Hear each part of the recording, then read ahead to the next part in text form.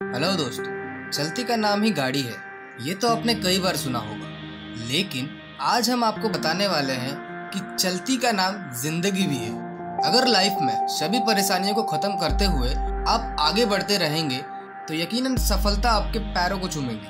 आपको क्या लगता है, जो भी लोग इस दुनिया में सफल हुए हैं उनको क्या सक्सेस आसानी से मिल गई है?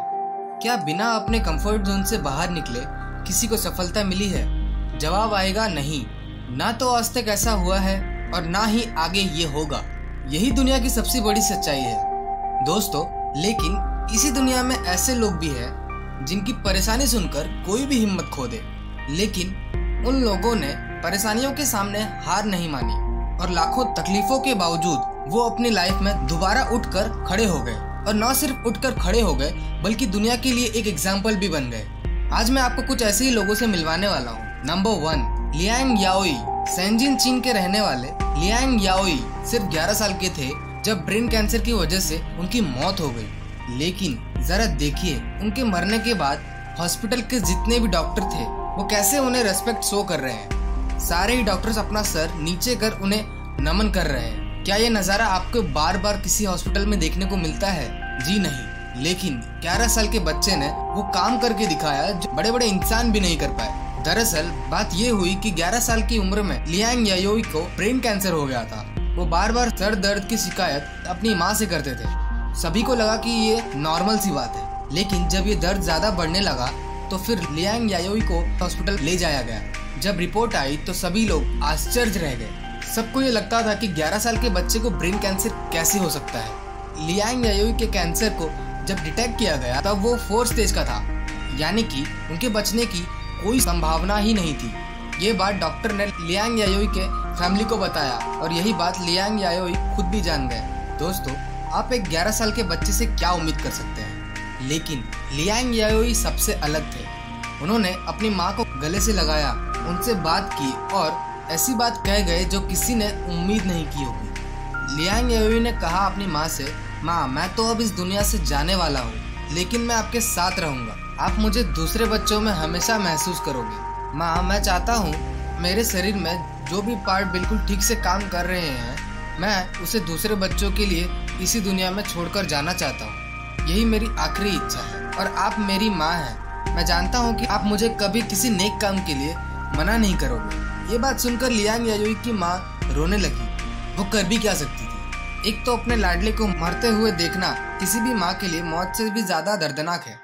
उन्होंने लियांग याओई की आखिरी इच्छा डॉक्टर को बताया। डॉक्टर ने फिर लियांग याओई की बॉडी के सारे पार्ट डोनेट कर दिए। लियांग याओई तो दुनिया से चले गए, लेकिन उन्होंने जाते जाते एक सीख हम सबको दे दी, और वो ये है कि जिंदगी सिर्फ अपने लिए मत जियो, कभी औरों की मदद करके देखो। इससे ज्यादा सुख आपको कभी नहीं मिल सकता।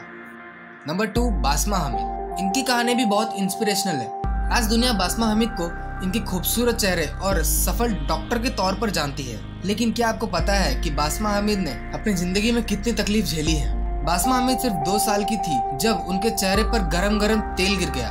बासमा हमीद का मासूम चेहरा करीब 50% तक जल गया था। उसके बाद से जो स्ट्रगल बासमा हमीद ने झेली है, भगवान किसी दुश्मन को भी ये दिन ना दिखाए। बासमा हमीद जब स्कूल जाती थी तो बाकी बच्चे उसे चिढ़ाते थे। वो अपने आप को बहुत कमजोर मानने लगी थी। लेकिन वो कहते हैं ना, विपरीत परिस्थितियों में या तो आप निखर जाते हो या फिर आप टूट जाते हो। बासमा हमीद ने भी अपने आप को बदलने की ठान ली। उन्होंने स्किन ट्रीटमेंट की पढ़ाई शुरू की, बहुत ध्यान से एक एक चीज के बारे में जानकारी हासिल की और फिर मन बना लिया कि वो अपने चेहरे को बदल के रहेंगी। आपको जानकर हैरानी होगी कि बासमा हमीद ने अपने चेहरे पर ही सारे एक्सपेरिमेंट किए, बहुत तकलीफें झेले, लेकिन अंत में जीत बासमा हमीद की हुई। उनका चेहरा बदल गया, वो फिर से उतनी खूबसूरत दिखने लगी जैसा वो हमेशा से चाहती थी। आप खुद ही देख लीजिए इस चेहरे को। क्या कोई कह सकता है कि इसके पीछे इतना दर्दनाक कहानी भी छिपा है? बासमा हमीद ने उसके बाद अपने ड्रीम प्रोजेक्ट को लॉन्च किया। वो दुनिया भर के लोगों को परमानेंट सोल्यूशन देना चाहती थी। बासमा हमीद ने वर्ल्ड वाइड क्लिनिक खोले जहाँ वो जले हुए लोगों का फ्री में उपचार करती है। नंबर 3, जॉन बन। हालात के सामने अगर कोई डट कर रहने का नाम है तो वो है जॉन बन। अमेरिका में अश्वेत लोगों के साथ किस तरह के जुर्म किए जाते हैं ये किसी को बताने की जरूरत नहीं है। जॉन बन की कहानी सबसे अलग है। अगर आपसे कोई पूछे कि क्या आप जेल में एक दिन भी रह सकते हैं, वो भी तब जब आपने कोई क्राइम भी नहीं किया हो, आप कहेंगे एक दिन तो छोड़िए, मैं 1 घंटा भी जेल में क्यों बिताऊं। लेकिन आपको जानकर हैरानी होगी, जॉन बन ने बिना कोई क्राइम किए अमेरिका के जेल में कुल 17 साल बिताए। जी हाँ दोस्तों, आपने बिल्कुल सही सुना है, बिना कोई क्राइम किए जॉन बन को 17 साल जेल में बिताना पड़ा। जॉन बन से 14 साल के थे जब अचानक एक रात न्यूयॉर्क पुलिस जॉन बन के घर आती है और इन्हें पकड़कर ले जाती है। इनके ऊपर आरोप था कि इन्होंने किसी का मर्डर किया है। जॉन बन को जेल में भेज दिया गया क्योंकि वो 14 साल के थे, तो शुरू के 4 साल तक वो बच्चों वाली जेल में रहे। वहाँ भी जॉन बन ने खूब पढ़ाई की, किताबों के साथ दोस्ती की। बाद में जब उन्हें बड़े जेल में भेजा गया तो वो वहाँ भी बुक्स पढ़ते थे। जॉन बन ने इन शुरुआती 9 सालों में 100 से ज्यादा किताबें पढ़ डाली। जॉन बन को 9 सालों के बाद पे रोल पर छोड़ दिया गया। जेल से बाहर निकलकर जॉन बन को नौकरी की तलाश थी, लेकिन जैसे ही कंपनी को पता चलता जॉन बन मर्डर के केस में सजा भुगत कर आए हैं, वो उन्हें जॉब से निकाल देते थे। जॉन बन ने बहुत तकलीफें झेली। एक तो वो जानते थे जिसकी सजा वो काट कर आए हैं उन्होंने वो क्राइम किया ही नहीं है, और दूसरा वो जिंदगी जीने के लिए पैसे की जरूरत होती है, लेकिन जॉन को कोई नौकरी नहीं दे रहा था। अंत में जॉन बन ने अपना काम खुद ही शुरू करने की ठान ली। उन्होंने बुक लाइब्रेरी शुरू किया, छोटे छोटे बच्चों को खुद ही पढ़ाने लगे। लोगों को जॉन बन के पढ़ाने का स्टाइल पसंद आने लगा। साथ ही वो अपने खिलाफ लगे आरोप को खत्म करना चाहते थे। उन्होंने पुलिस के खिलाफ केस फाइल किया। कई सालों की लड़ाई के बाद जॉन बन को मर्डर केस से मुक्त कर दिया गया। कोर्ट ने माना कि पुलिस से बहुत बड़ी गलती हुई है, लेकिन आप जानते हैं जिस दिन जॉन बन ने अपना केस जीता उस दिन भी उनके मन में बदले की कोई भावना नहीं थी। उन्होंने कोर्ट से कहा कि जिंदगी में लोगों को माफी देने वाले ही सबसे ताकतवर होते हैं। दोस्तों, जॉन बन ने कुछ शब्दों में बहुत बड़ी बात कह दी थी। Number 4, Antonius Gunawan Agung. साल 2018 में इंडोनेशिया में भयानक सुनामी आई थी। कई लोगों की जान चली गई थी। सुनामी के तुरंत बाद भीषण भूकंप भी आया था। इंडोनेशिया की राजधानी में उथल पुथल मच गया था।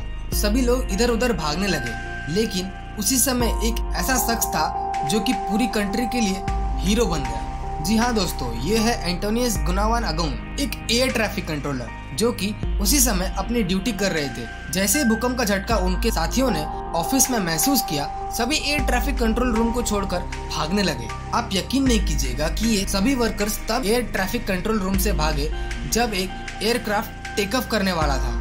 सभी ने एंटोनियस गुनावान अगुंग से भी कहा कि भागो वरना मारे जाओगे। एंटोनियस ने मना कर दिया। उन्होंने कहा कि अगर मैं बीच में टेक ऑफ छोड़कर भाग गया तो 160 लोग जो एयरक्राफ्ट में हैं वो मारे जाएंगे। वो नहीं भागे। उन्होंने अकेले ही फ्लाइट को टेक ऑफ करवाया। फ्लाइट तो उड़ गई, लेकिन एंटोनियस के लिए बचने का समय निकल गया था। सारे रास्ते बंद हो गए थे। उन्होंने अपनी जान बचाने के लिए 4थे फ्लोर से जंप लगा दी। बहुत गहरी चोट लगी, लेकिन उन्हें नहीं बचाया जा सका। एंटोनियस गुनावान को उनकी बहादुरी के लिए ये दुनिया हमेशा याद रखेगी। उन्होंने अपनी जान से पहले 160 लोगों की जान बचाने की सोची।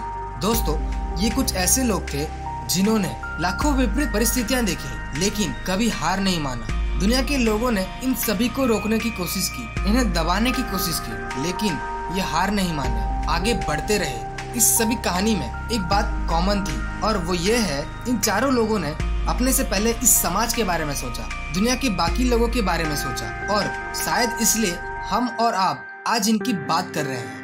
इनकी कहानी से एक बात तो दोस्तों प्रूव हो गई है कि जिंदगी में कर भला तो हो भला।